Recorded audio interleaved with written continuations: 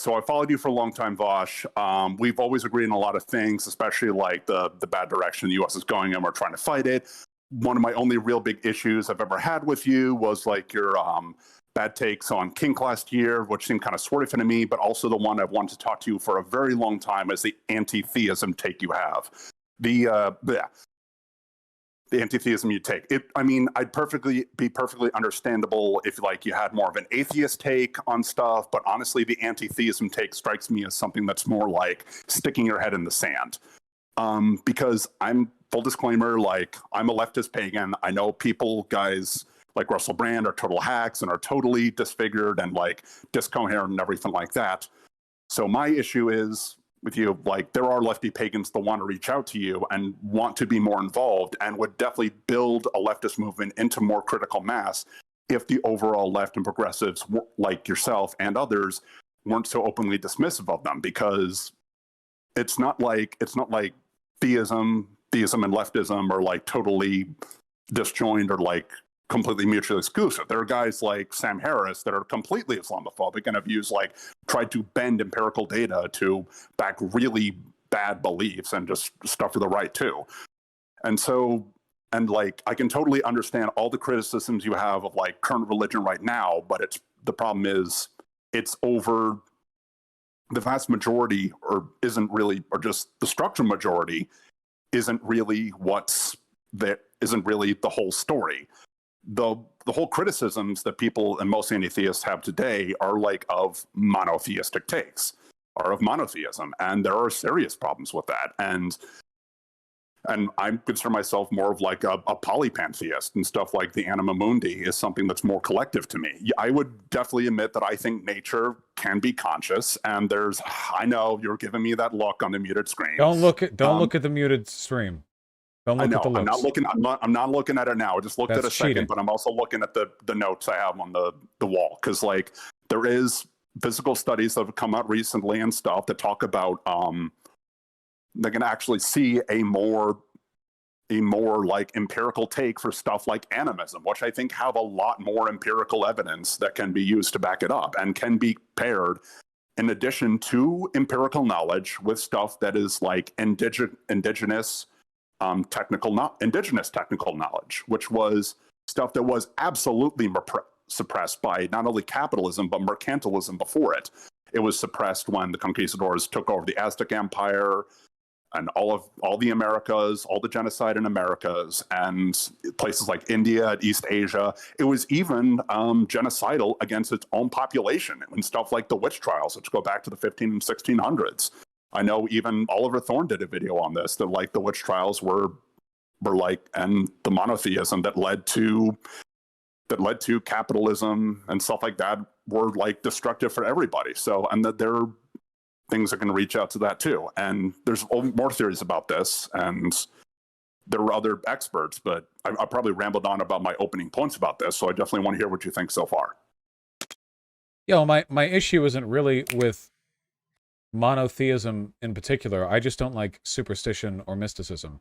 I think that when people... you think some are better than others, right? Well, in practice, sure, but on a fundamental level, the reason I'm anti-theist, I wouldn't be anti-theist if I was okay with superstition, because then I would be able to argue, okay, well, maybe there would be acceptable forms of religion that don't incorporate like more genocidal or destructive elements. But I don't believe that. I don't want any of it.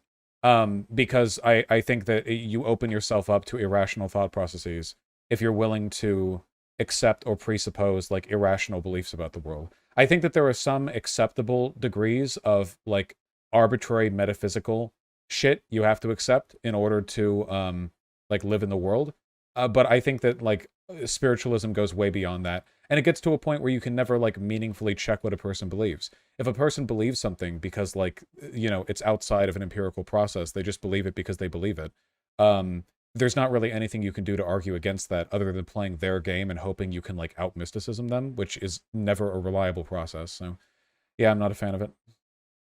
Okay, so like you definitely have to be able to match stuff up with like empiricism too, and be able to find some empirical stuff that's like matches up with it. I totally understand that. And there are scholars like Maria Kvilhag who have actually looked at stuff like Nordic society and like pre-Christian Nordic society that actually understood, or at least came to the understanding and have these hypotheses and UPGs, which are also known as unverified personal gnoses, that can become verified personal gnoses when they talk to people in the community.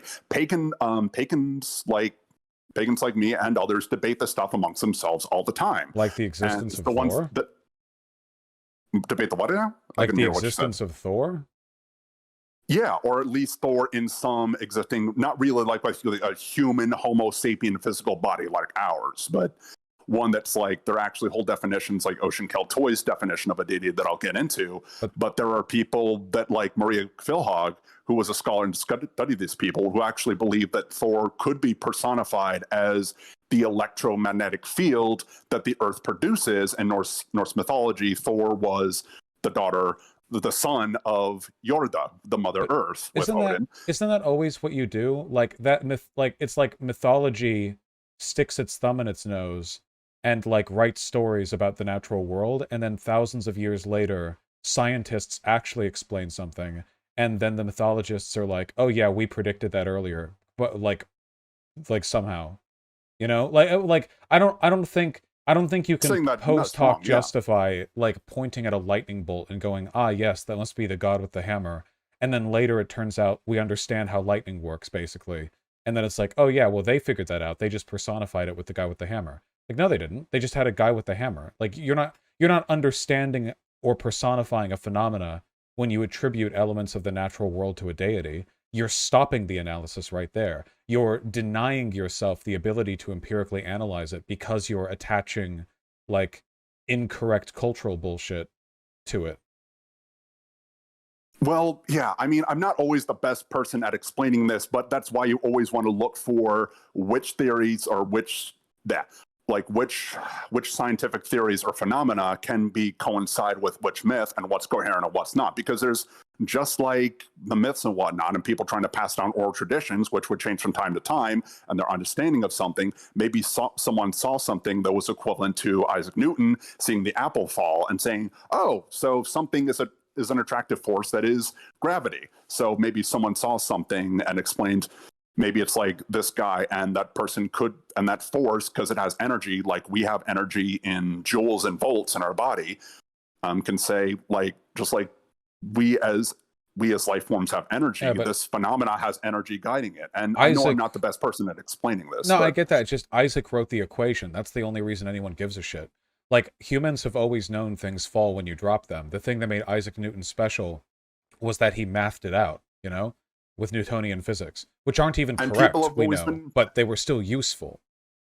Yeah, and like people were still trying, and even after the pagan societies and Christianity, people were trying to take the analysis further. That was what was happening with like occultists and alchemists in the 15th and from like the 15th to like 18th and 19th century. And actually, the funny thing is, it's from those alchemists and understanding of opposites, unity of opposites, and going back and unity of opposites, like synthesizing each other. That's actually a lot of the inspiration that Hegel got for the dialectic, the material dialectic. Those are things that we're always trying to improve with an iterative process. And even if you don't have the full story, we've gotten a lot closer to understanding things that could be partly conscious or overconscious phenomena that are like still existing today. It's just in all these examples, the mythological version, the predecessor, is worse. Like in all these examples, the superstition and mythology holds back the analysis until the agnostic analysis comes through with the closest thing we have to correct.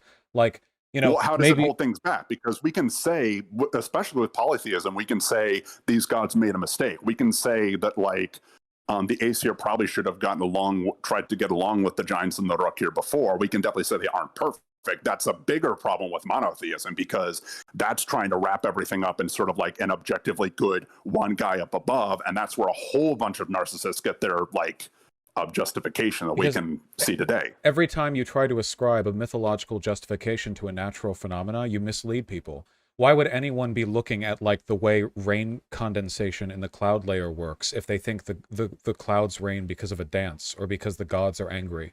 Like, why would anyone learn to understand tectonic plates if they think that like earthquakes are a product of the gods being like a rage or like anything like that, you know? If you look at the history of the understanding of basic natural phenomena, like we have understandings that go back hundreds and thousands of years of most stuff, but the understandings that we had which were attached to superstition were always basic and largely incorrect. They were intuitive, gut feeling interpretations of what we had, not real serious inquiries, which is the problem that I have, right? Like because gut intuitive understandings can take you in a bunch of directions, which they did. A lot of those analyses were totally wrong, like the whole 4 elements of the earth, or like the 4 humors of the body, like choleric, you know, phlegmic, like that stuff, you know, like they're all vibes based, and people die on vibes based answers. And what's more, which real is why you have to always scientists keep understanding stuff. It's like people go for the mechanics. I feel like I didn't stress that point enough. I know you were going on and on a bit, but like I'm not accusing you of that. Like I'm not going to accuse you of gish galloping. Definitely not. But I'm sorry about that. But my point is, everybody wants to understand the mechanics behind it.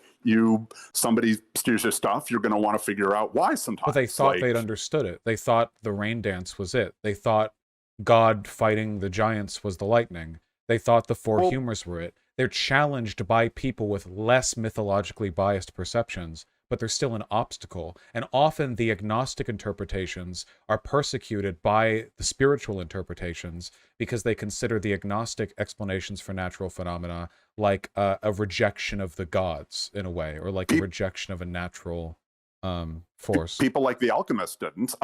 People other than like the alchemists who sometimes took the time to sort of analyze stuff, and just those were precursors to the scientists we have that can actually break stuff down into empirical knowledge today.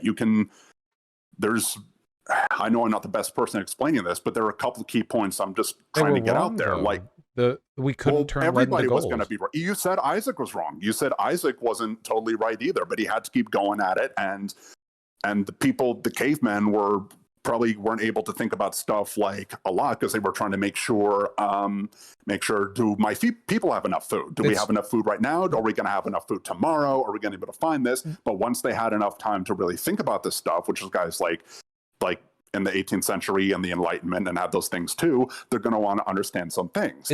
It's true they were both wrong. The difference is one of them was wrong in a useful way. The pursuit of turning lead into gold was a fanciful, like, bullshit myth that never, it was always made up. Isaac was so chemistry.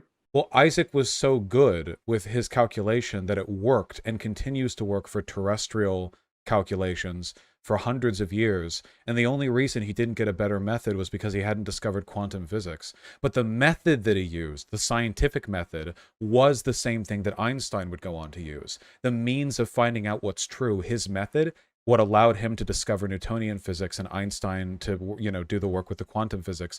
That's the thing that I want. Einstein was relativity. Quantum physics was Bohr. Sorry, I just wondered. Sorry, it was just like a little thing. Just that one little nitpick. I can be like that too sometimes. Yeah, but at any rate, that's the scientific process will often bear out outcomes that aren't always accurate, but it's part of the process that we can use to effectively determine like better avenues. We do this with ethics too, right? Or we can. The problem with like the metaphysical shit is that like it's a total dice roll. You can get spiritual justifications for shit that end up being like reliable, but you can just as well get spiritual explanations that are totally unreliable. It's not part of a consistent process of improvement. It can't be because it relies on non-empirical methods of measurement. Well, it relies on people's ability to get along and find unifying symbols. And just like science and data and the prevailing theory, deities will change too. That's why, like, the original Christianity tried to borrow a lot from the Greek god, like Dionysus. So he would be like a symbol that people would be able to easily convert to and find and relate some phenomena to him. But that's culture, not science. Well, culture can kind of be where like science and religion kind of meet and sort of No, I don't want that. I don't want them to meet. Science is its own thing. It's a method of discovery. I don't want culture or religion to influence the methodology. Like, obviously, if you get into scientific epistemics, like, it does to an extent, but that's more of a philosophical thing than like a religious thing, you know? I don't want like a religious And that's where order I'm concerned. determining. And that's where I'm concerned with the epistemology. I'm not an expert on it either. There are like times when I've wanted to call it specific things. I'm trying to remember exact specific things you had during the video game streams, which I do watch. I hope you do a bunch of late night ones of those more. Those are always good. I don't know why I get so tongue tied, because this is like talk one and a half for a while.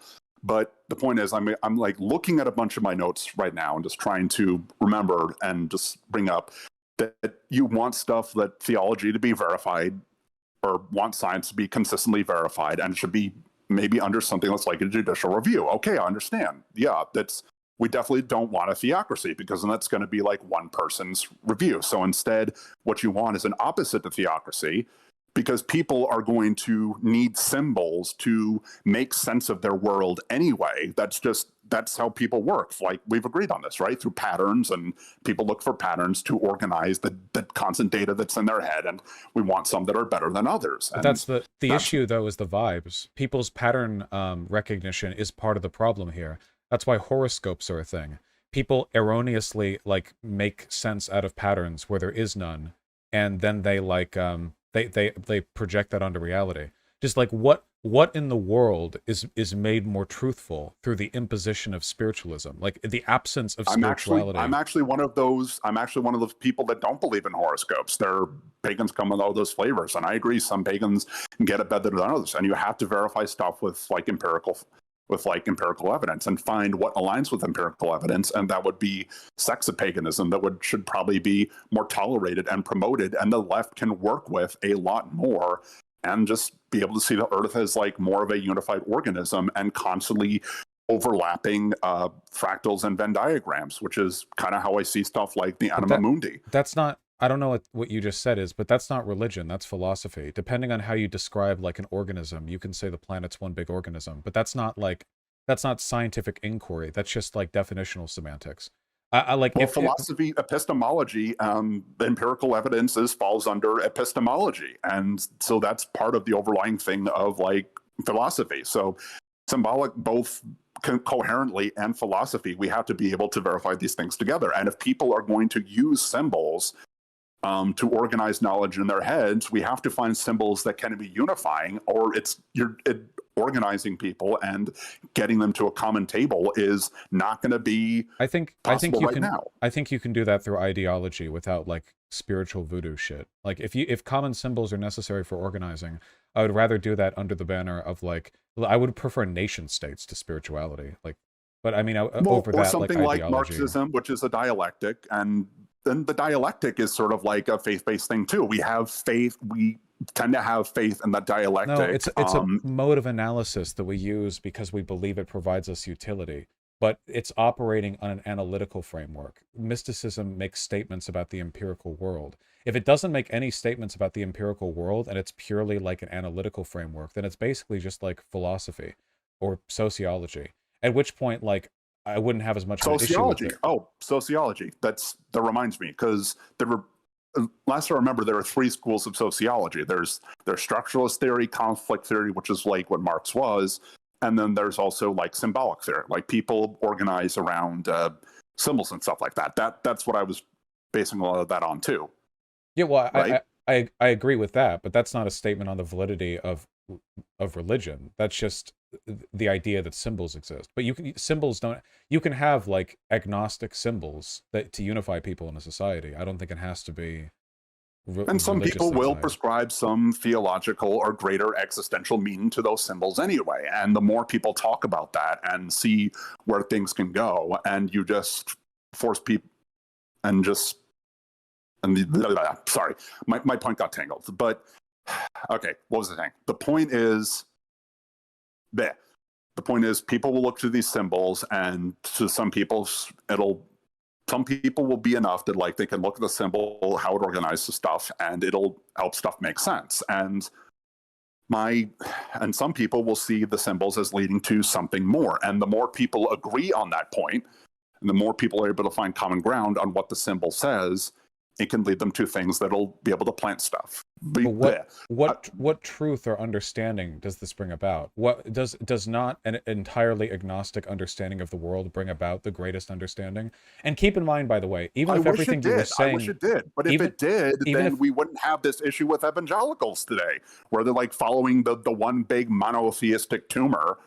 And because it's been around for so long, and you have to provide, and if you want them to get off this train track, I mean, what does that have to sadly, do with not the truth everybody is. value of an agnostic understanding of the world? Even if you can argue that it's not very compelling, like not very persuasive, an entirely agnostic view of the world, but the fact that people don't subscribe to it isn't an argument against it. There are more agnostics than there are pagans of your particular kind.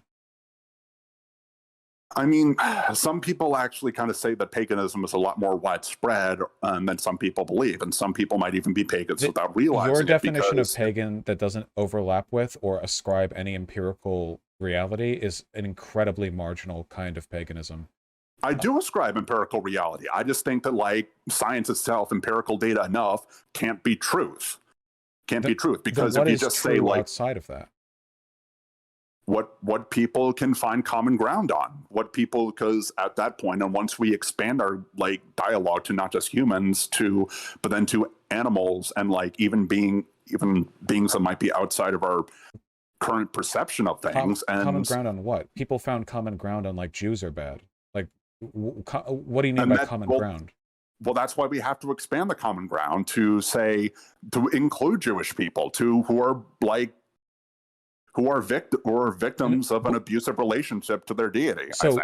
So you think things are true when they're a common ground, but if the common ground produces anti-Semitism, you don't think that's true, and you think that the common ground has to be changed? This doesn't feel No, like a legitimate method like, for... you obviously have to align it with empirical data too, but I'm saying empirical data isn't enough, because it's just putting everything in like itty bit black and white. That's why bits and bytes are the way we organize information. Have been the way we organize information right now, but now we're finding stuff like qubits can be something that can help us like understand things a lot more. That things are going to be not only in shades of gray, or definitely not just black and white, but a whole bunch of other different colors, because some people may even see colors differently. What empirical information what isn't enough? Like, what truth is there outside of empiricism?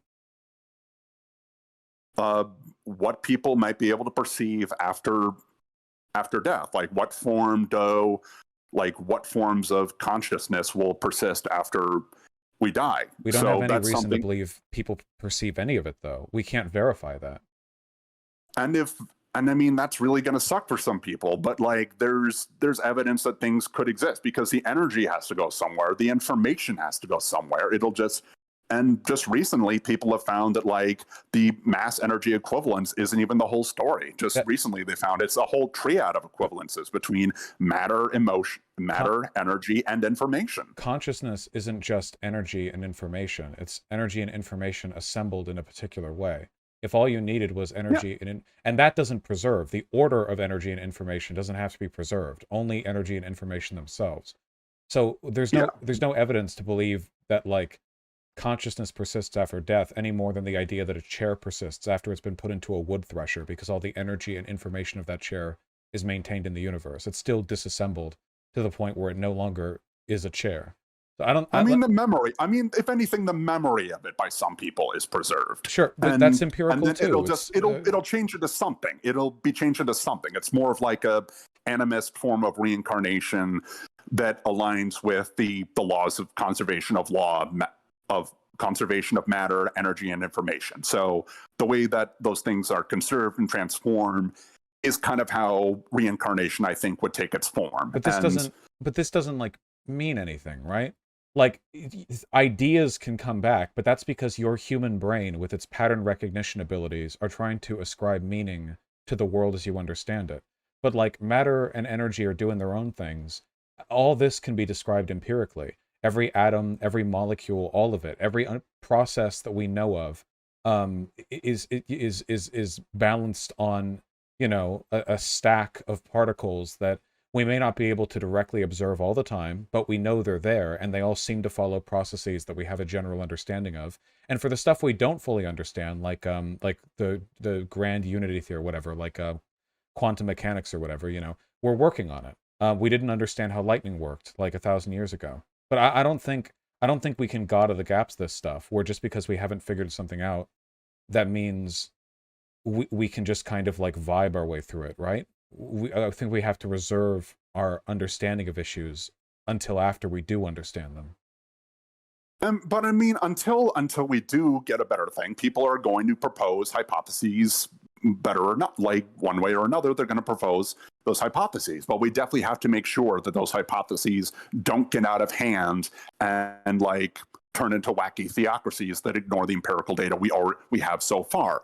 So if you have an issue with these sects, maybe something that will be better than just letting something happen that's like a theocracy. It would be something more like a Caesaro-papism, which is like, or a more modern form. Why do we have to add any of it? Because people are going to make, either collectively or individually, make conjectures, hypotheses, and like assumptions and contemplations about things one way or another. That's what we do. That doesn't mean human. It's good. That's humanity. That's like, a confidence. Humans are tribalist by nature. That doesn't mean that we should just go like, yeah, like racism's okay because we're going to do that. Like, no, I'm not saying it's good that they do these things. I'm saying humans make these assumptions either way. Like that's the materialism we both agree on, that, and the materialism we're trying to build to something better through, like, with the materialism as a stepping stone.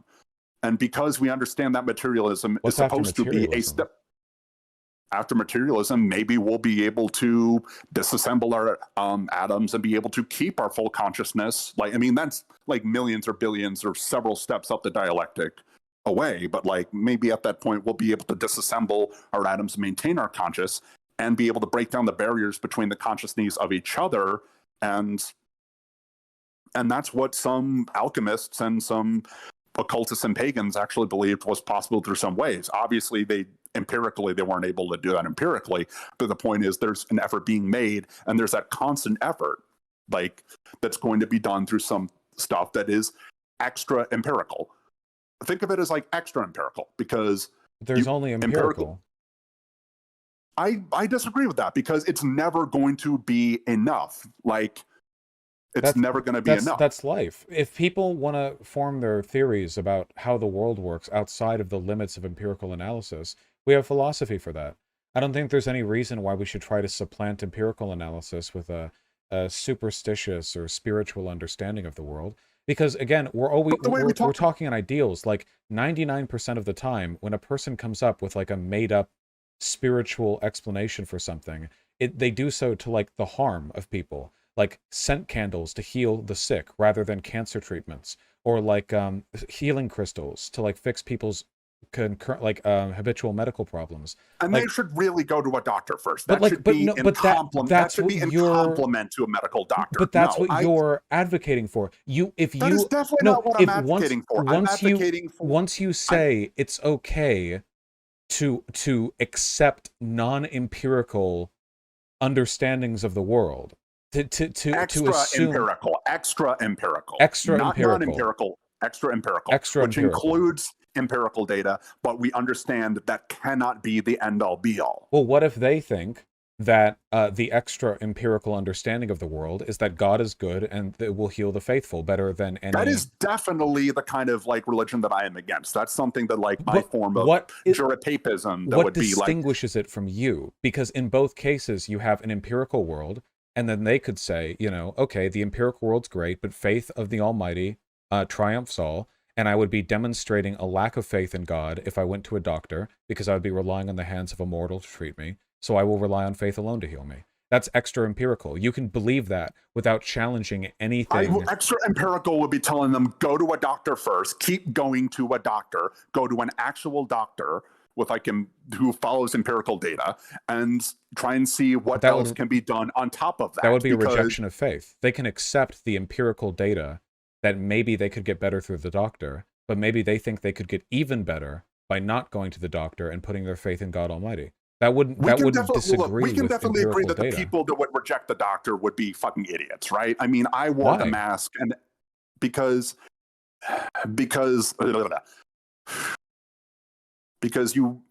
alchemists and occultists were like one of the root beginners and the precursors of people like Isaac Newton and Einstein. Isaac Newton actually did stuff in alchemy to sort of suss out what was possible and what wasn't. He experimented in alchemy, and so did his contemporaries like Leibniz, who I actually think is a lot more interesting in some ways. He actually predicted, guys like Leibniz actually predicted fractals, which are a big part of my understanding of reality too. And there are, and I know I'm not the best person at like explaining this, but there are a couple key points I want to touch on. Like some I people, just want to know one of what those symbols what the difference is fundamentally.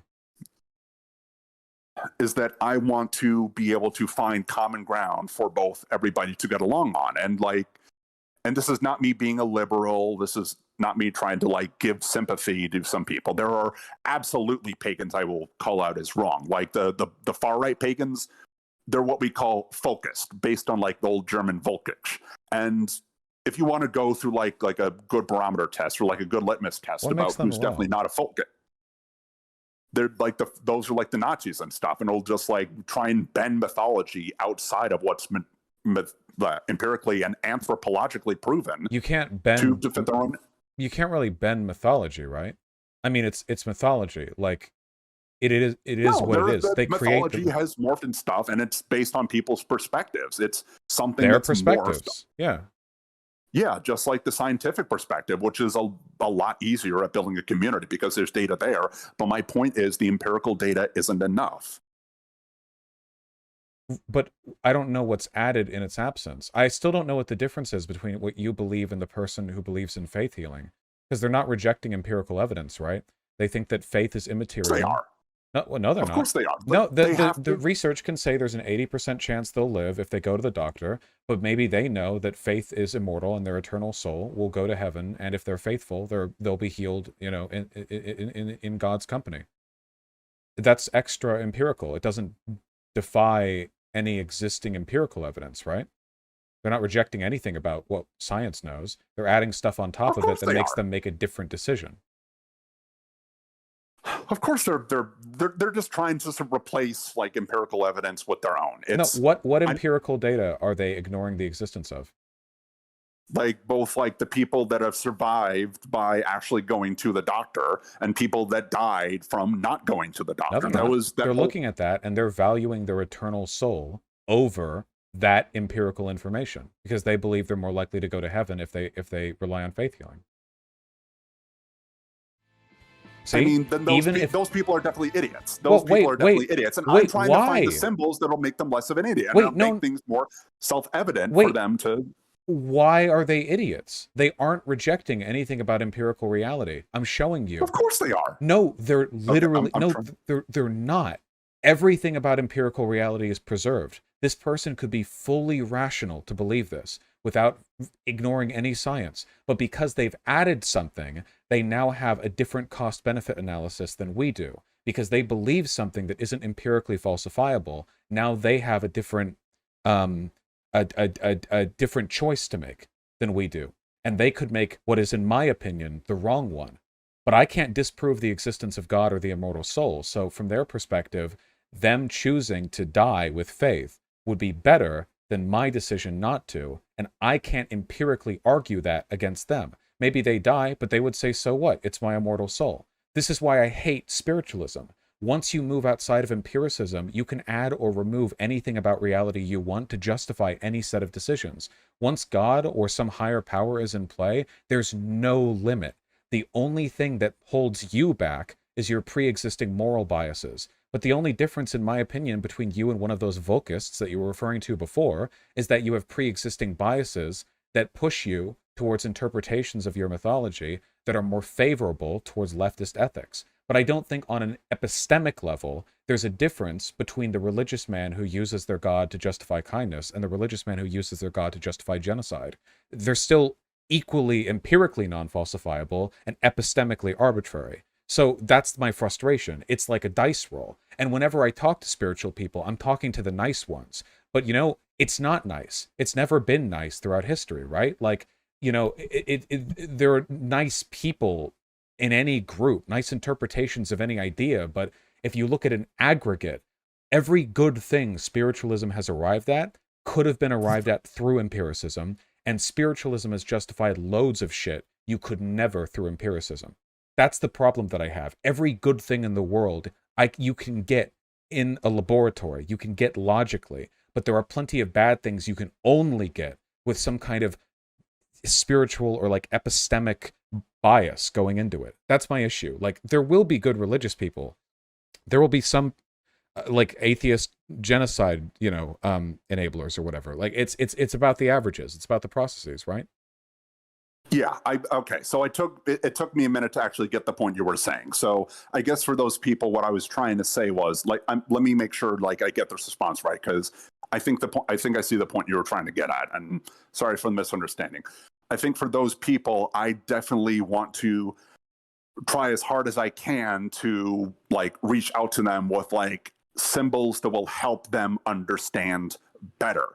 So obviously, and that's going to be a constant push and a constant iterative push to sort of reform these sects of understanding and extra empirical takes that we have to sort of find these symbols that will help them understand, because that's what people do. We find symbols to organize around, whether it be like the myths we have, or even like the modern myths we have, like the fictional stories we play in our video games. And everybody knows like the myth of Cuphead because we put it on the game, and that's the whole new popular game that's out right now with this DLC. That's just an example. I could have named any other one that like you played recently, but that's the one we have right now.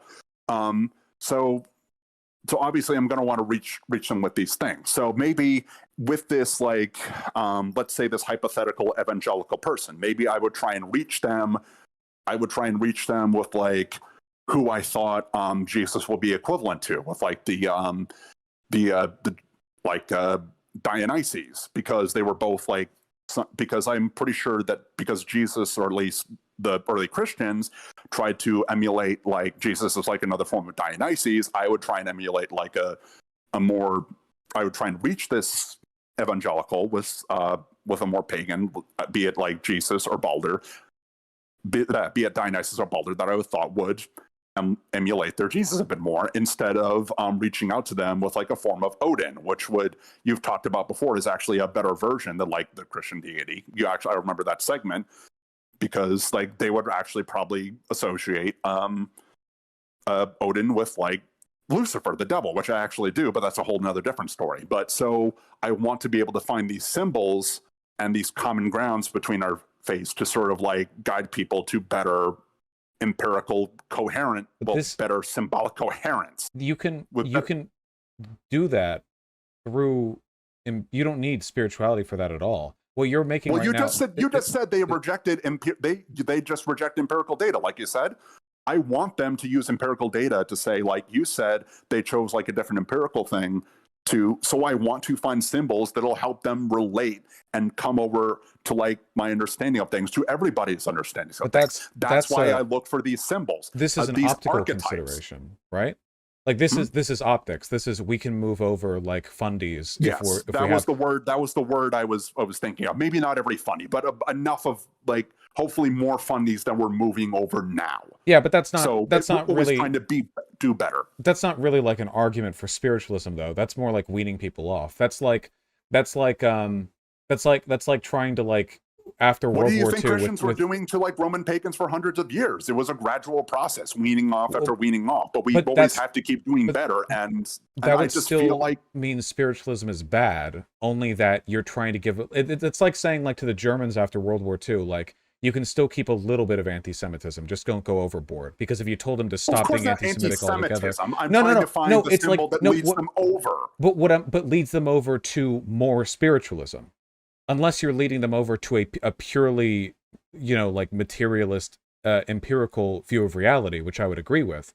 If the process is about getting them away from spiritualism, then sure. But that would be my point. At that point, it's just a matter of how to achieve it, right? Yeah, I just sort of think like the symbols are going to be at that point that they're evangelical. I think the symbols are going to be a lot more useful than just repeatedly showing them empirical data. I want to show them empirical data, but I know I can't just show it to them yet because I know they've kind of rejected that. I have to find the software that they're willing to update first. You can't just immediately update like, this is the good example I wanted to use. Like, think of archetypes or symbols as the software of wetware, which is what I actually think of them as. And wetware is kind of like the hardware that is like the nerves and everything in our brain. So that's one of my hypotheses too, and I'm totally willing to verify that with other people too. So one example is I have to, maybe if I want to slowly convert like my Mac to like a Google Android, it's like I'm gonna have to, sometimes I have to do it slowly, program after program, like soft update after update after update. That's how people change their politics all the time. But this I'd is rather still just an optical argument, not like a fundamental argument about, like, I would agree about this. It's an attempt to get into their heads and help them find symbols that like lead them to the right, better conclusions and better processes. But what's the conclusion? Because your conclusion is still spiritual. So I would disagree with you. My conclusion would be like something that's more like pantheism, both poly and pantheism, like a polypantheistic take on the universe that sees everything as a constant set of fractals and Venn diagrams that come over each other. I have whole like diagrams that I've drawn out to sort of illustrate my point. I disagree with this, because you're saying that spiritualism is good so that you can take people whose spiritualism leads them down worse outcomes and move them over to another thing that I disagree with, which is your spiritualism. But I don't want you doing that either. You have a lot more in common with my spiritualism than you do with like the evangelical spiritualism. Because you were lucky. You could have just been evangelical. You already accept the validity of non-empirical modes of analysis. I wouldn't. Maybe I was lucky, because but of maybe your moral not that biases. kind of lucky. I was lucky to have like progressive parents who are still kind of like lib boomers, but that's a whole nother story. They're lib boomers, and there's still stuff I disagree with them on, but it's like they sort of kept me from going down bad paths too. I mean, I admit, like, long before I was like this pagan, long before I was pagan, I was doing stuff as dumb as like backing Rand Paul in the 2016 election. I left the whole Republican Party after Trump was nominated over him, but that's like a whole nother story. But the point is, like, because I didn't have like the right symbols to look for, and once I started seeing more symbols online, it's actually, sorry, that reminds me. One thing that actually led me back to spirituality after being atheist for like a while, I was never really fully anti-theist, but one thing that led me back was actually One Piece of all things, because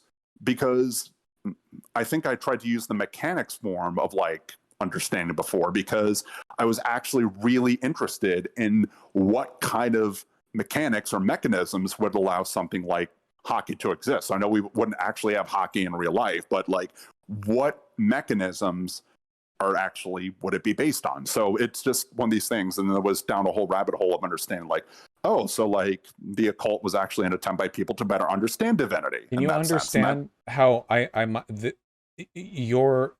with respect, you're arguing that you had like fundamental beliefs about the world on an epistemic level changed by the media that you're exposed to might somewhat weather my belief that spiritualism is a good framework for analyzing empirical reality?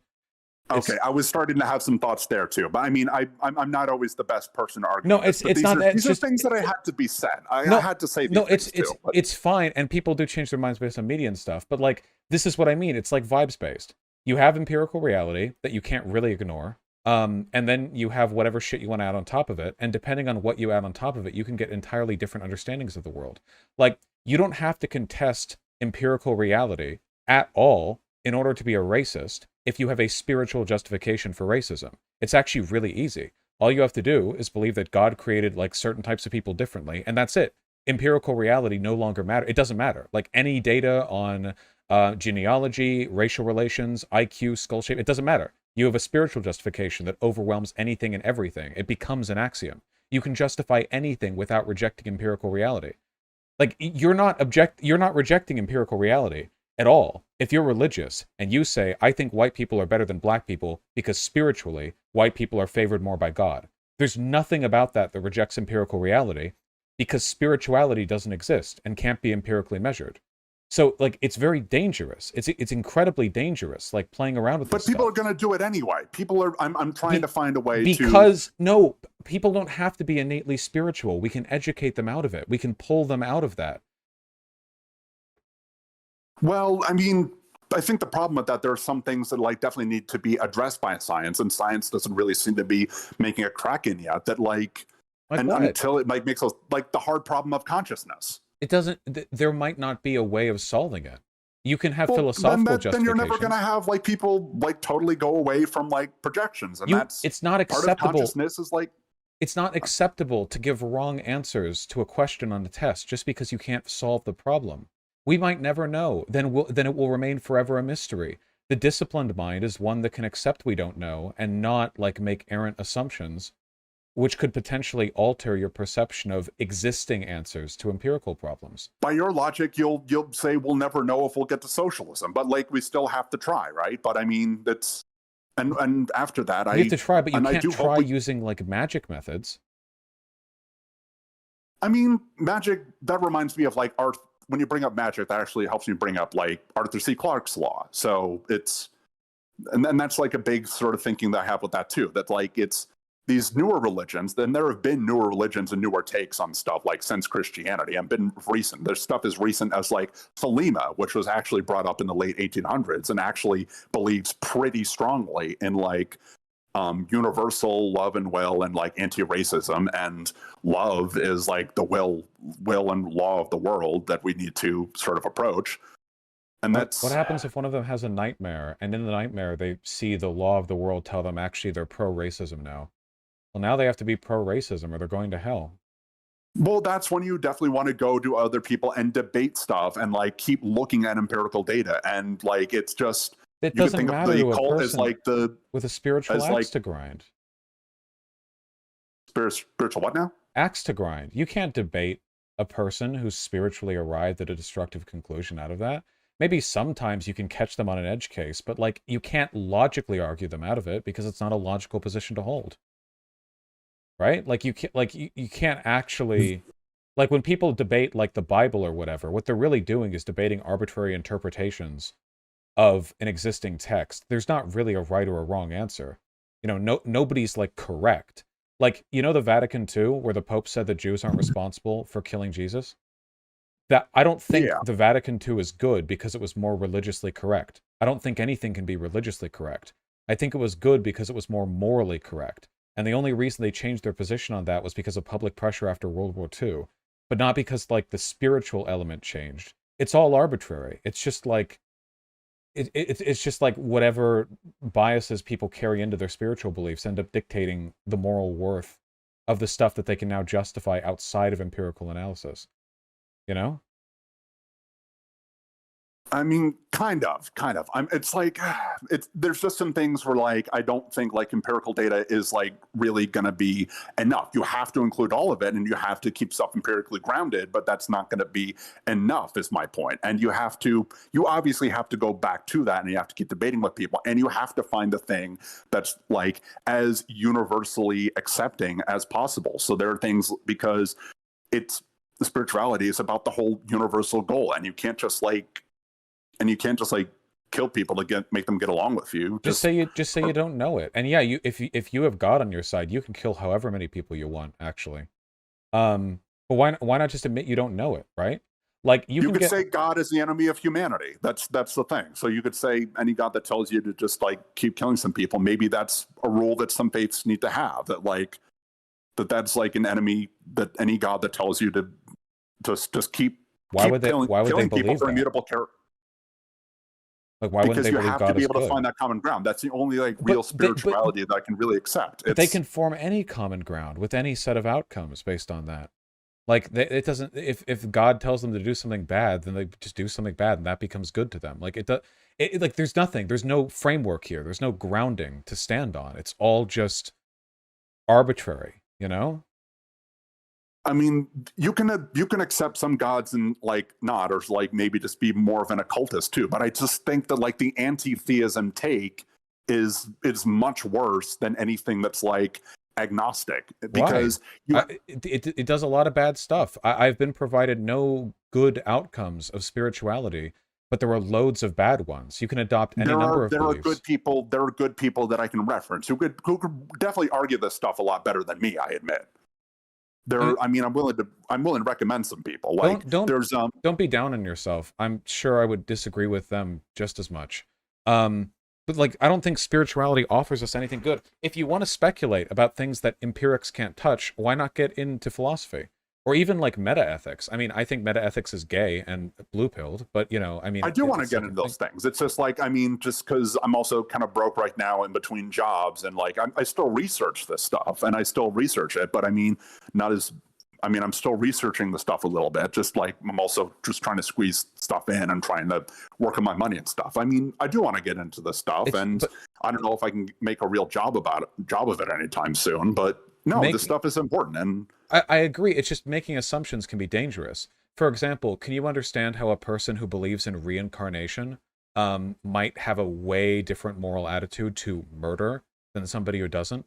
Like, one of the things well, that then gives... maybe we could talk with them about the trauma of it, because it's obviously traumatic to be killed. So maybe that No, trauma they will die. come back and affect the universe. Well, the, I sort of look at things in a sort of like overly holistic take, because there's going to be like ripple effects that stuff like trauma If and you stuff, believe and in make it harder for us. reincarnation, you're just sending someone along a cycle. What if you believe in reincarnation and you think that your karma determines where you reincarnate, and you just saw somebody do a really good deed and you thought, if I killed that man Well, that right wouldn't now, be he will come... empirically verifiable. What I this form of reincarnation that I do find empirically verifiable is one that looks at the conservation of mass energy and information, and it's conserved somehow, at least until we reach stuff like entropy. And I think the more we push stuff away, the more we push progress back through trauma and murder and violence and oppression. The more we're pushing off, and the closer we get to stuff like entropy, which we have like a moral obligation to sort of prevent, because that would be sort of the end of people's ability to perceive things. Both of these are empirically unjustifiable. Your version of reincarnation and the like Hindu version of reincarnation are both completely outside of empirics. There's absolutely no way. There are empirical theories that I think are definitely worth exploring, and until those are like really hammered through, I think there are things that could be reached. There's just recently there were, well, at least reincarnation, I think, would sort of fall in line with conservation of mass and energy. But no, these obligations and these holistic theories, there's a recent field of biocosmology, which I think is the closest thing we've had to empirical animism. So you're missing my point. If a person believes, so there's no empirical evidence for reincarnation, but if a person believes in the Hindu form of reincarnation, don't you see how that might make them have a much more blasé attitude towards murder? Like, if they could see a person do a good deed, like maybe a homeless guy who's lived a life of debauchery and alcoholism jumps forward to like save a kid from a speeding car, and they both live. And the Hindu thinks, if I murder that person, that homeless guy right now, that was the best act of their life. They will be reborn a prince. Whereas if I let them live, they will wallow back into alcoholism. You know, I will sacrifice my karmic well-being to give these people graceful exits onto their next life. Like, none of this contradicts empirical... None of this disagrees with empirical reality. Everything that I just said disagrees with empirical reality. But a person could have a religious belief in reincarnation that could totally morally justify that. That's what would make them so dangerous. All of the things that legitimize their belief would be... Holy wars have been fought over that. You can't, like, you're trying to... the perception I'm getting off of this, I get what you're going at. I mean, I would obviously always keep debating and trying to prevent that person, because we're looking for all-encompassing. We're looking for all-encompassing, like, theories of spirituality that have to coincide with empirical data, because the empirical data isn't enough. We have to build off of that into something that's holistic for everybody. Nothing they believe contradicts empirical data. We don't have empirical data on reincarnation. It's non-falsifiable. It's as falsifiable as any other spiritual belief. So how could you explain to them that what they're doing is wrong? Say that, like, tell them that the good does not wash out the bad, and vice versa. And well, those are reasons, like, I would try and keep debating that to the point that, like, I would have to stand and fight against them and say, no, that homeless person doesn't deserve to die. Maybe that shows they're worthy of good and doing good things, and that's why we should try and find them a good job. They're just being sent to their next life for a next like chance. Nothing's being taken from them. They get a new body. No harm is being done. Their death is painless. They're getting a new shot at everything. The fight against entropy is getting pushed off, and the ability to progress and have more welfare is being pushed further and further down the road. And we have to keep. That. Well, then I find the empirical data and build as hard of an argument to explain it to them and find it through and explain it through actual symbology and say we're trying to fight the empirical Ragnarok. You can draw empirical parallels between entropy and the big crunch and they don't stuff believe like in those Ragnarok. Things. We only have theories about the nature of the universe. We don't have like concrete evidence. We haven't been around long enough to know. They think that the universe is cyclical, just the way that human lives are. So they don't think there's any of that. They think that what all they're doing is allowing a life of misery to be reborn into a life of goodness. There is no way to argue against this person except to kill them. You would have to kill them. And that's my argument. That's what holy wars have been for years. That's my argument. That the belief in spiritualism can justify non-falsifiable ethical positions that can't be addressed rationally, and you basically have to just culturally dominate or kill them. Like, the existence of holy wars is a testament to my point. Spiritualism's like mark on reality isn't one of like peace and kindness. It's one of warfare. Most wars through history, or at least a great many of them, have a strong spiritual component. And nobody's right. Both sides are as wrong as each other. That's the magic of a spiritual conflict. Nobody can be right, because they're both relying on non-falsifiable premises. The worst war in China's history, the fucking uprising of the peasantry, that guy who believed he was the brother of Jesus Christ, 20 to 30 million dead. You know what? I can't tell him he's wrong. I don't think he thought he was like the direct blood brother of Christ, like the spiritual brother of Christ. How do I know he wasn't? I don't know. How could I know? Well, that's something where something like anthropology has to be brought in, which is actually spiritual. done a good job at anthropology. The thing you brought up about the holy wars is your point. The holy wars is like my point that like politics and religion can't really be separated. There's like your spiritualism is always going to be political, and some people are spiritualism is in a sense a hypothesis, and the only way you're really going to bring stuff that is empirical and have empirical stuff break through other people's disbeliefs or misconceptions is being able to pair it with like actual effective symbology or personification. Every time we have somebody in, that's why again. It's not just an optics argument. Well, it's dealing with like, people's consciousness, because archetypes, that's you could say archetypes are optics. But it's still, you could optically believe it's beneficial to get fundamentalist Christians to be pagans or whatever, while still believing, as I do, that spiritualism is wrong, like shouldn't exist. Like that would just be like a process on the way out. That would just be like a way to show it out the door. It wouldn't be an endorsement of it, you know? Being agnostic or atheist is okay, as long as you're willing to say, like, I think that would be better than just straight up anti-theism. Anti-theism is just digging your head in the ground, putting your head in the sand, because... What am I putting my head in the sand on? That some people are just going to be, like, theistic, and there's going to be theistic takes on stuff. Do you think you can't be opposed to something just because some people tend to, like, gravitate towards that?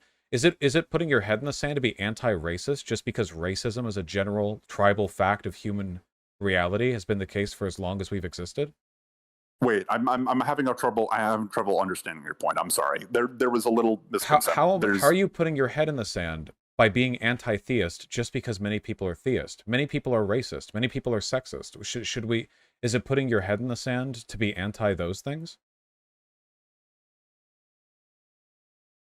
Sure, maybe Hold people... on, I was wrapping my head around that. So it's like people are gonna look for symbology. People are gonna look for ethnic groups to blame the problems on. That's not a moral justification. Then have them blame the actual rich billionaires that are the actual problem, and show them how they can organize. So have them adopt symbols based around empirics. Yeah, I agree. You can deviate the tendency. You can redirect the biases. But I'm arguing against the spiritualism here. All the good spiritualism brings, I think empiricism can bring too. I don't think there's any benefit to the spiritualism element. Sure, people may gravitate towards it, but you can't let that stop you. Like, people gravitating towards sexism doesn't mean you should just go like, Well, that's life, you know? We just have to accept mild forms of sexism as a way of trying to keep him from going too overboard with it, you know? I think there are scales of like I think there are scales of things that are like outs within our like ability of possibilities or in the realm of like approachability and addressing. So, and I think that's sort of where the misunderstanding is happening. So it's just, I think that's where the misunderstanding is happening. I think eventually, like, we have to keep moving. We're obviously going to have to keep updating like our symbols and stuff. I think sort of the thing we're hung up on is personification of that are agnostic. You can even personify symbols without it being religious. You just have to say that again. You broke up for a second. Symbols can be agnostic, and you can even personify symbols without making it spiritual. We personify symbols all the time. We have like mascots, but we don't believe them. Yeah, that was the point I was getting at, the mascots. So but some people will consider that like the divinity of our time, and maybe some people will believe enough, and some people will say, hey, I want to write an AI program that actually would be bringing that guy to that personified mascot to life. This isn't spiritualism. This is all empirics. Nothing here exists outside of our understanding of reality.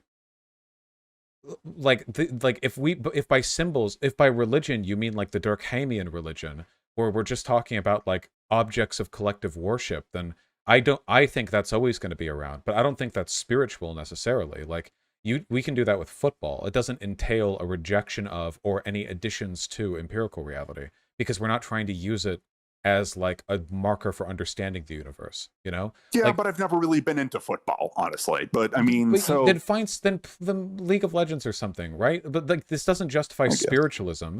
Well, is your spiritualism so trite that it can be compared to people's obsession with football mascots? I mean, we're talking about the way the universe is constructed here. I assume that you have a greater level of epistemic conviction to like the way you think the universe is ordered in a non-empirical sense. Yeah, I definitely believe in like the empirical stuff we've agreed on. I just like that we understand so far, and that's valid. I just think that maybe that's not the whole story. I can think maybe those empirical mechanisms are mechanisms that maybe conscious beings were able to act through, or at least led to some conscious beings that may be outside of our understanding of physical boundaries. They may be more, it may be possible for some things to be conscious that are disembodied. And if that was the case, why would that have to be spiritual? Like, couldn't we just say we don't know? Like we just don't know. I guess we could. I guess we could. It's just, I guess it's sort of like the language, like the language we assign to some things. They would be disembodied consciousness, consciousnesses, whatever's plural for consciousness. A disembodied consciousness in plural. But we don't. If we don't know it exists, then we probably shouldn't believe things exist unless we have evidence of their existence, right? Otherwise, we'd believe in like invisible unicorns or whatever. Like we should have a reason to believe in their existence. Well, some people still believe fairies. Some people believe in fairies. I think maybe it's possible, but it's like and that's something that's like unverified personal gnosis, and that's a thing in the pagan community. But it's and there's, my point is like I feel like we're definitely bad, like though. Reaching that. That's bad though. That some people are going to like look for what else is possible. We definitely have to emphasize that people are going. Scientists look for what else is possible. There's a difference between that and just like completely ballparking it. Like if you occultists and alchemists and like Thelimas and people who think fairies exist, they may actually think that like the bioquantum mechanisms or the bioquantum mechanics are maybe could be have consciousness. This is just a cultural schizophrenia. How could a person who believes this ever talk to a schizophrenic? Like, hey, I think that there's an invisible man behind me who will shoot me in the head if I ever say the name of my deceased like wife. Like, oh, I believe in fairies. Okay. Well, why do you think that person? Why do you think that person is? Maybe you can ask that person. Well, why do you think that person is afraid of you talking about your wife? Do they care about your dead wife? How much do you care about your dead wife? Do you have memories of your dead wife? Did they know? They'll get shot in the head. Well, maybe at that point that could be psychotherapy, and how do you know they're wrong? That's the avenue of psychotherapy. Wait, you want a psychotherapy? You want to get them to say the name? What? Why No, would I you? don't. Maybe that's a road of like getting to their trauma, of addressing the trauma. Because I What mean, trauma? obviously you There's want to, an invisible guy behind it. There's no trauma. There's an invisible guy with a gun behind them. because you're trying to understand the mechanics of their mind that help them believe that, and It's not their symbols help mind, people. and it's not belief. There is a guy who is invisible with a gun behind them. Well, and only one person can verify it, right? So you're trying to build dialogue. With what? There's nothing to be said. There's an invisible person with a gun behind them. How is this any less valid than believing there are like fairies in the forest? Well, obviously, you want that person, you want to understand that person, right? That's why we build communities. The more we communities, we want to understand each other as much as possible. That's one of the most optimal communities, or the best defining characteristics of a community, where people understand each other the best. And if somebody has some issues, like they feel threatened by the it's an invisible man with a gun behind them. If people can believe fairies exist outside of empirical analysis, but it's like a mental health problem, this guy with the invisible gunman, I don't understand. Well, that's where empirical data itself is reaching a limit. So you have to build rhetoric and at least ask them, why do you think this person's threatening you? Empirical data condemns both of you. Can you help me talk to this person, because I'd like to know this person too, and they seem to have some issues that aren't being addressed. No, but empirical data condemns both of you. Both of you would be equally delusional. You would both believe in non-empirically falsifiable beings that only you can see. The person who believes in the fairy and the person who believes in the invisible gunman. Empirically, you're both on equal footing. The only difference would be like the perceived harm of your delusion. Well, in that case, you could say like the person seeing the invisible gunman is both the hostage and the hostage negotiator. So you have to negotiate through those channels to achieve the best optimal outcome. And that's something like a psychotherapist could do. Like, I think this is what guys like Jodorowsky wrote about. No, it's not a brain thing. They would be shot in the head. The problem is only if you mention the dead wife's name. The problem, so you have to. I feel like you're like subconsciously assigning a greater degree of legitimacy to your spiritualism than the spiritualism that I'm trying to conjure here to point out how like silly it is. Like you've given like 8 answers about the guy's mental state. It's not a mental thing. You haven't mentioned the mental state of the people who see the fairies, have you? You think there's some different, like, this is what I mean by the arbitrarity of spiritualism. Like, you've decided beforehand what you take seriously. In my mind, there's no difference. Anybody who sees fairies in the forest is on the same like mental ground as a schizophrenic with a invisible gunman behind their head. The only difference, of course, being like perceived harm, you know. But in terms of like, maybe to actually see the fairies, you have to be able to see in ultraviolet, and or at least some shades of ultraviolet and some shades of infrared. There are some women that did that. There were some women that are like tetrachromatic. That's empirical. You could say, and maybe we can measure ultraviolet radiation with machinery. We would be able. We would know. They couldn't measure it in the 15 and 1600s, and that's why those people were usually put to witch trials, because maybe it was those tetrachromatic women that were often like the midwives that were. Well, no, it's not, because we haven't discovered any creatures that can only be seen via ultraviolet light. So if they saw any, they would have been wrong. It would have been their delusions. Maybe it wasn't even fairies. Maybe they were just seeing like maybe they were just like the bioquantum effects, or like there are biophotons that can only be seen in like infrared and ultraviolet. They're like, and maybe those things are the closest thing we have to magic. It's not magic. It's just electromagnetic radiation of different wavelengths, and our machinery can detect all of it. We can't see all of electromagnetic radiation. Maybe if we did, we'd be able to see light interacting in some ways that make some phenomena way more understandable. But even like if we were able, that was the case, that wouldn't be spiritual. The spiritual interpretation of that would be wrong. The empirical analysis would be, I am seeing visual phenomena in this area that other people cannot see.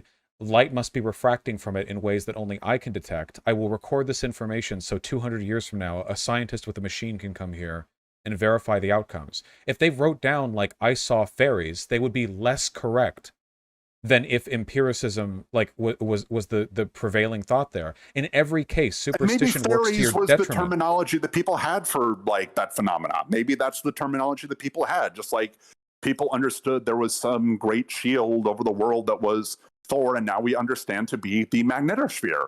And that's they didn't need to invent a guy with a hammer. I'm sure when they had the story about Mjolnir, it was crafted with the unusually short hammer. This was like an explanation for lightning and static discharge. They were wrong to do that. Empirical observation will always win. I observed and I lightning, agree that it has thunder. to be. Isn't enough. It can't win on its own. It does a good job, but it can't really do everything on its own. We've tried to have it do everything on its own, and that's where evangelicals have been able to swoop up massive amounts of population, because we don't make the empirical evidence understandable or self-evident enough. What does it not do? It hasn't explained like possibilities of like consciousness after death. There is no explanation for that. You can't blame empirics for not making shit up. Like, that's not a fault of empiricism that it's unwilling to lie. Like, that's not a problem with empiricism. It's good that if they don't have an understanding for something, they don't posit one. That's responsible. The alternative is just like, yeah, and people it's are God going of to the make gaps. hypotheses up for that anyway. And if they care enough about that misunderstanding, then maybe that's where a lot of focus needs to be put. Obviously, that's not the case right now, because there are more urgent things like material conditions that could be improved. But once a lot of those material conditions are addressed, maybe that can be something that like people can put their efforts towards. It is not logically acceptable to make up answers for questions you don't really have an answer to. Imagine if we did that for engineering. People are going to, I'm not saying it is, I'm saying people are going to do that anyway. But then that's bad, and that's what I'm saying.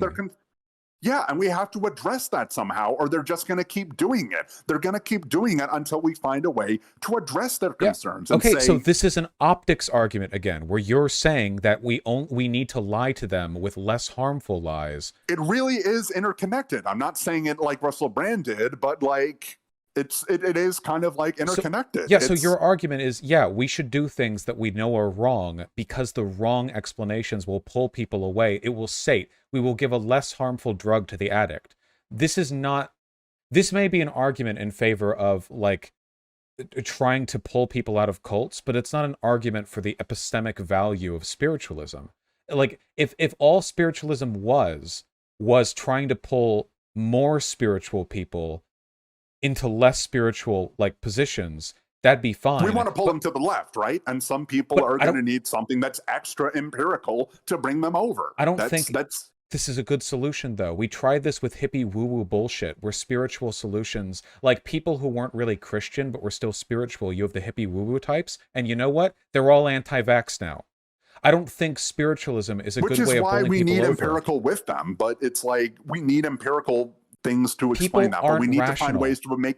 If you give people magical explanations to the nature of the universe and also give them empirical analysis, you're giving them an excuse to ignore the empirical analysis. We've been proceeding on the assumption that people will accept empirics and then turn to spirituality, but in reality, that's not the case. People will ignore empirical reality over spiritualism. Why? Because spiritualism is more powerful than empirical reality in the mind of spiritual people. Spiritual people literally defer to a higher plane of existence to justify their beliefs. What is empirical reality to that? This could just be an illusion conjured by God to determine the worth of our souls.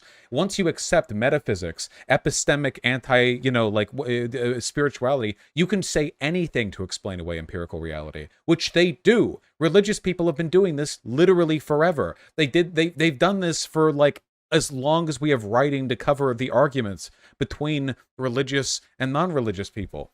I think what you're doing right now is like, this is like you're doing like reformist capitalism, where you think the solution to people with capitalism is like, it's like the sock dem solution. Like, markets are just a fact of the world and nobody's going to be satisfied with truly communal lifestyles. So what we're going to do is we're going to solve this problem by like trying to wean people off the worst elements of capitalism by getting them into like, more ethical, like sock dem tier capitalism. But you reject the socialist solution. You could see social democracy as a transitional state to socialism. That might be a possibility. Into full empiricism, right? Because if that's the case, I agree with you. Into full anti-spiritualism, anti-theism. If it's a transition point, then I can agree with that. there could be empirical takes that make stuff like biocosmology. There could be, I think stuff like biocosmology could answer a lot of both of our questions. And if something like biocosmology is able to encompass a whole lot more stuff, and I do recommend you look into it, not just for like your and my sake, but for a lot of people's sake, then maybe that would address a lot of like both my concerns and yours, I think. I think there's a 0% chance of this solving anything at all. This can't solve the consciousness problem. That's a philosophical thing. Life after death. I don't know if we're going to have a way of empirically determining answers to this ever. As long as there are gaps in our knowledge, there will be people who think that it's acceptable to make up answers because it gives them power over the material world, right? If you're the guy with the answers, yeah, I don't know. Well, I want to give the best answers possible, or at least find the best answers. Making up like, answers not just isn't like the something best that'll give you answer. power, but like making up answers isn't the best answer. Leaving the question not making blank. up answers. That's like there's hypotheses. I want to build the strongest hypotheses possible and like go forward with that. And I know empirical evidence. I'm going to use empirical evidence for that, but I know that's not going to be enough. There's going to have to be conjectures. There's going to have to be looking into ourselves to see what makes sense and how we perceive and interact with reality. And there's stuff like faith, and you could say like the whole Marxist dream of communism was a faith too. And you've talked about this before too. Here's my one real point. Here's like one last point that I really want to touch on. You could say like the commitment to the dialectic, there's like a lot of evidence backing it up, but at the end of the day, it's still like a theory in the form There's like no evidence that is an improved hypothesis. And it's like you're telling people to have faith.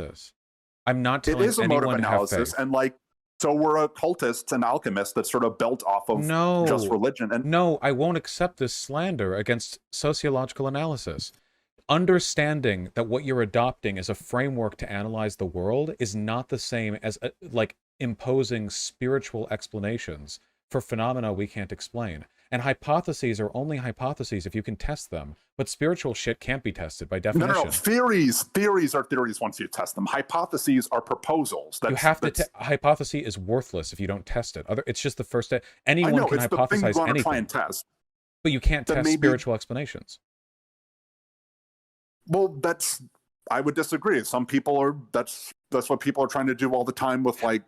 That's what occultists and alchemists try to do, and that's what a lot of pagans try and do today with debates and dialogues and do you test UPGs and outside of empirics. Through rhetoric, through finding the common grounds, and I know it seems like it's circular. I know I seem that's circular. Not science. That's not science. That's oral history. That's ideology. That anyone could arrive at anything through that. You can't test the legitimacy of a spiritual hypothesis by finding common ground. People find common ground on inaccurate shit all the time. Like, probably more often than the opposite. That's a wholly finding most common ground. You have to find the most common ground. What do you think the most common ground was in regards to attitudes towards women in the 13th century?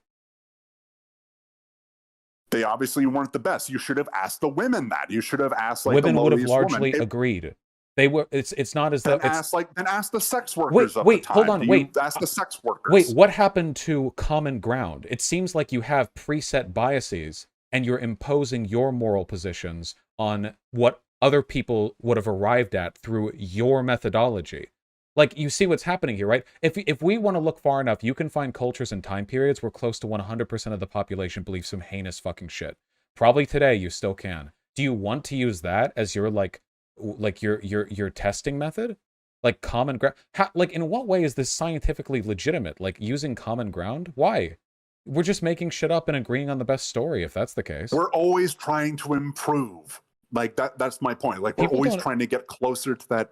No, we're not. With stories we tell? No, we're not. The scientific method attempts to improve. I mean, at least we on the left are. At least we on the left. This isn't spiritual. I'm not spiritual. The left isn't, at least not necessarily spiritual. No. I'm not saying I'm saying we're always trying to get somewhere better. We're always trying to improve and make things better. We're always trying to reach that better standard.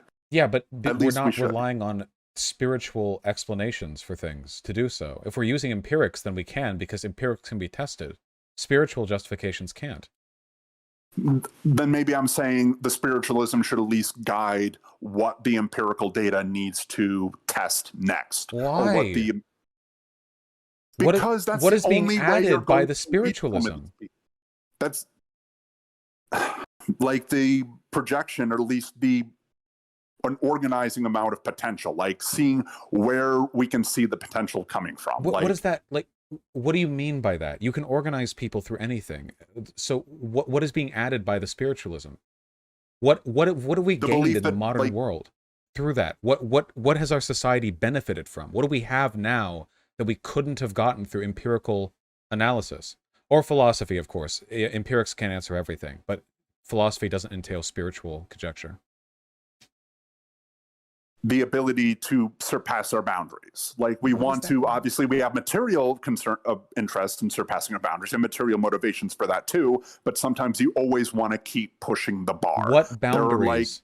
Given the fact that spiritualism usually entails making stories up about the world, and then it's actually the empiricists who come forward and challenge those, I think this is a very ironic framework to go with. But what boundary, what limit have we broken as a product of spiritualism? Like, specifically, like, what well, have the we... boundaries we want to the boundaries we want to surpass, Like like what? such as the boundaries of our universe, the ability to exist after entropy, the You ability don't to need stop entropy. spiritualism. You don't need spiritualism to want to know more about the universe, or to know more about entropy, or how to surpass it or counter it. Isaac Asimov wrote on entropy, like, not in a Yeah, spiritual the last framework. question, you could phrase that as a form of conjecture of a spiritualist, of an occultist take, because you have to remember that these empiricists actually, like, come there, like some of the spiritualists today and the scientists, they actually have the common ancestor, and a lot of these occultists and philosophers that would even debate, like, the cultural trends of their day. Yeah, Just we all go back to that, but none of this requires spiritualism. You can be purely empirical and believe those things. I believe those things, and I am not spiritual in any way. I don't think it adds anything. I think it detracts plenty, though. I mean, I know I'm not, like, the best person to argue this, but it's like, No one else would be either, to be fair. I don't hold it against you. I think your position is epistemically untenable. Like, what you're doing right now is you're trying to fold, like, a standard sheet of paper 11 times, and you're failing miserably, and you're like, I'm sure someone else could. No, they couldn't. I think you're doing a remarkably good job with the limits of your anyone's ability here. By definition, you're defending an unfalsifiable point. You lose this by default, because I'm challenging you to provide empirical evidence for benefits caused by a non-empirical framework. There's literally no way you or any other human could win in this conversation.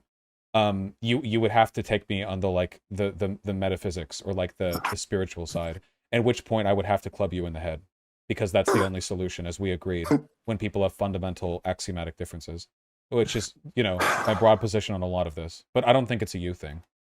Unless you yeah, kill me first, of course. You would have to hit me on the head first. well, I wish there was some way we could definitely, like, not have to break into like, not have to kill people with different axiomatics. I'm hoping to find, like, a way we can get around that and get people to reach better axioms together. And that would be something, I think, something like biocosmology is, like, a field that I think actually has a lot of potential. So I can look into it. I haven't heard of it before. yeah, that'd be great. I do appreciate the conversation sincerely. Whatever degree of hedonness, I did enjoy it a lot. So thank you very much for coming on. I actually really did enjoy this too. I wanted to have this talk for a long time. I honestly feel like I maybe did a lot better than I hoped I would. I still feel like there's some other stuff, but I hope I did as well as I could. But, like, I'll never know for sure. But, like, you're trying to fold a sheet of paper 11 times, so there's no framework by which I would ever acknowledge that you did well in the context of proving your point. Does that include folding different corners? Actually, does that include no? Folding different You have to corners? fold it in half 11 times. No cheating. Okay. You have to be specific. Okay. If a victory condition is being enjoyable to talk to, though, then yeah, you did it very well. Thank you. Okay. Can I at least recommend some other people that would be good to look into in addition to biocosmology? Yeah, quickly. I have to yell at chat, and then I have to read donos, then I have to leave an hour late.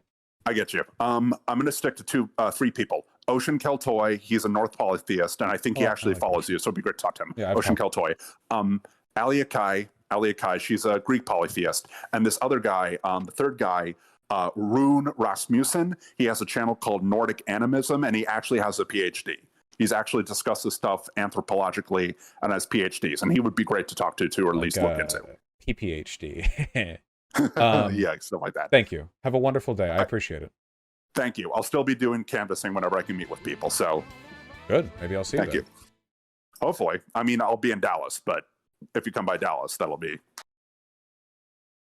hot there. Yeah, it is. Trust me. Bring water. Take care. Thanks. Have a good one. Bye. Bye. There we go. We're doing our lay Reddit atheism arc. I hope people who are watching who are spiritual don't. Oh God, I know this sounds like really fucking two-faced after all that. I really, really hope that you don't think that I think like less of you. The truth of the matter is that in my life, I have not noticed a very strong positive relationship between being agnostic and being a good person, and vice versa, with being a bad person and being religious. This is like a very abstract framework type of thing. So I vehemently hate spiritualism as like a framework for understanding the world, but I know plenty of spiritual people who are totally like really good people, you know? I don't know how well or how perfectly it corresponds. It's like I feel like I'm arguing like a really abstract health thing, you know? Like maybe I believe down to my fucking bones. I believe that like there's a particular like kind of diet that you can have that's good for your health, and not very many people have it, and some people do. But like a lot of the people who do have that diet aren't that healthy, and a lot of the people who don't have that diet are pretty healthy. So there's not much in the way of like direct this, that, but like it's in my mind, like it's factually the case that that diet is better for you. It's just that it doesn't always track onto a bunch of adjacent characteristics that determine how healthy you are, or how moral you are in the case of like religion or whatever. Yeah, but yeah, it's not like now, religion as an institution is psychotic and evil. Yeah, I'm talking individuals though. Yeah, it's probably optically good to be like always willing to reach an arm out religiously, and it makes me look like a cringe lay Reddit atheist to do stuff like this. But it's my belief, you know, like whatever. I have to be authentic.